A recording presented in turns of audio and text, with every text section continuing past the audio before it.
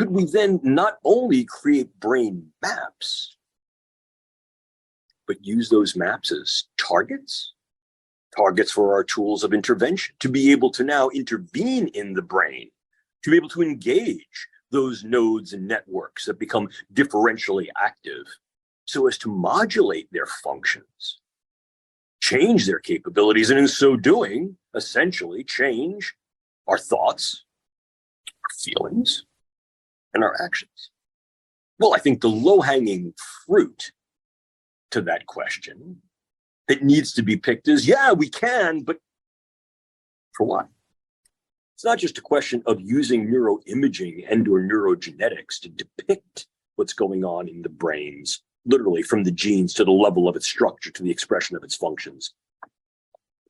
But if I can drift into what appears to be bellicose or military terminology, but to target those things, targets to affect those things, developing improved means and much more stereospecific approaches to accessing the brain, not crudely, but ever more creatively,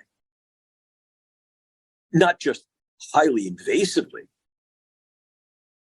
but increasingly non-invasively, utilizing other forms of technology and engineering, such as nanoparticulate matter that we can then create into sensors and transmitters that can be inhaled, ingested, rubbed on, that can then be migrated into the brain to form vast arrays of sensors and transmitters to be able to read information from the living brain and write information into the living brain in real time remotely. This is a current project of the Defense Advanced Research Project Agency here in the United States called NCubed, Next Generation Non-Invasive Neuromodulation. But wait a minute. If what we're doing is literally taking information, data from the living brain, extracting it in real time, interpreting it, and in those interpretations, imbuing those data with meaning, that's a literal definition for reading. We're reading the functions of the brain, which we call mind. That's mind reading. How far should we go? How far should we not? What do we gain if we go? What do we gain if we don't? What might be the benefits, burdens, the risks, the harms of doing that or not doing that? But wait, there's more. It's not just a question of reading, it's a question of writing. The writing part goes now that we can transmit into the living brain remotely through the cloud.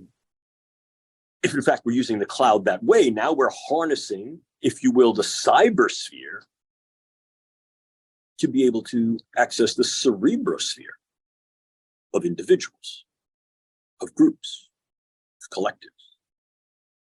A unifying vision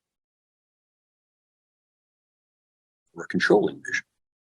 Because if in fact that same technology that allows us to literally read the mind by scanning and interpreting the data we get from the structures and functions of the brain, and the inverse of that is that we can then write into the living brain, that's mind control. And what will we do with that capability? Where will those data go? Who will own them? How will we protect them? What will they be used for? By whom? In what ways? We'd love to think that one of the things that we always do with these types of data are aim them towards the good. Oh, absolutely.